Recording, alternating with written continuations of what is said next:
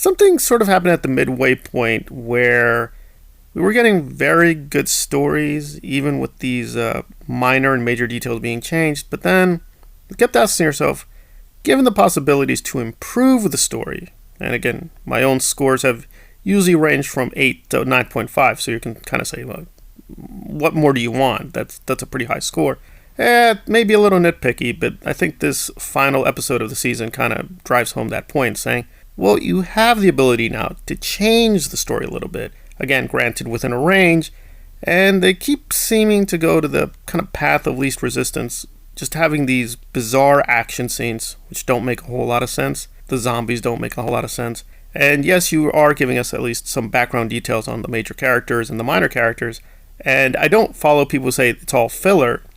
This is fine. We learn a little bit more about Ellie's background here too, and that's interesting. But it does feel like a lot of flashy tricks. And what do we come up with? Well, this is no spoilers, but yeah, they don't resolve the zombie issue in this episode. It turns out Ellie won't be saving the universe. I'm not going to give what is the complete state of affairs between Ellie and Joel at the end, right? So maybe they live, maybe they die, etc., etc. But again, given this is getting a second season, where do you think we're going to go with this? So, yeah, it wasn't very interesting in terms of the content. I guess we just have to lean on the performances. Were they convincing? Yes, I think they established very well through the performances. Joel and Ellie have bonded. But now once you've done that, you've dug yourself a big hole, because now that we know Joel has bonded with Ellie to such a deep degree that he sees his daughter in her, well, we know what he's going to do. And he's built up his skill level, and you want us to have some action scenes. So you can just predict this whole episode without watching the episode. I mean, the trailer basically gave everything away, because you kind of know with Ellie's little speech about, we finish this thing. Is that a good piece of fiction? I mean, yes, we know with Lord of the Rings. We know at the end, Sauron has to lose. Right? Spoilers! The bad guys lose. We know this. I guess it's left to the fiction maker to make that resolution, at least of a major conflict, feel powerful. And with Lord of the Rings, we get a lot. We get a lot in terms of, well, what are the consequences? How is Aragorn at least a little bit going to rule? Gandalf, etc., etc., the fate of the hobbits.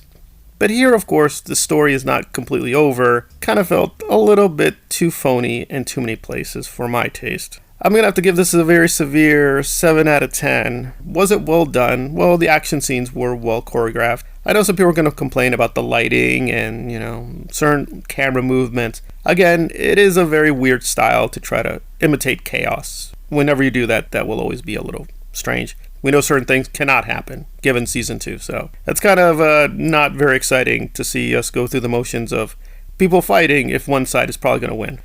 And I guess this leaves us with, what do we think of Ellie? Because this is really her story at the end. And a lot of people have complained that Joel has no agency, he's not doing anything. Well, he definitely shows agency in this episode, but it does feel like he didn't really have a choice. I mean, what were the choices? Either he turns his back and says, okay, Ellie, you're here, it's over, bye. Or he's going to continue the journey with her. So, yeah, I don't know. It just seems if you can change the fiction, maybe add another character, maybe present another moral dilemma, because the major moral dilemma here is, will Joel stand with Ellie? Well, yeah, I mean, it would just be such a radical break from the character established that he wouldn't do that.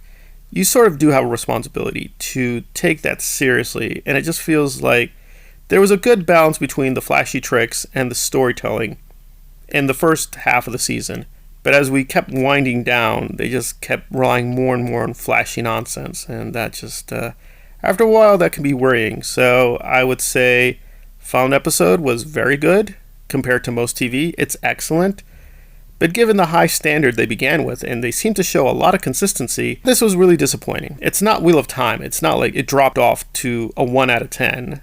Isn't complete garbage, but it does feel just very hackish and lazy, and they just don't care anymore. They know they're succeeding, so they probably thought maybe we should re-edit or reshoot. It's like, no, we got the money, we got the ratings, so we'll just do some flashy nonsense. The fake sentimentality is well performed, but I didn't care and I didn't bother.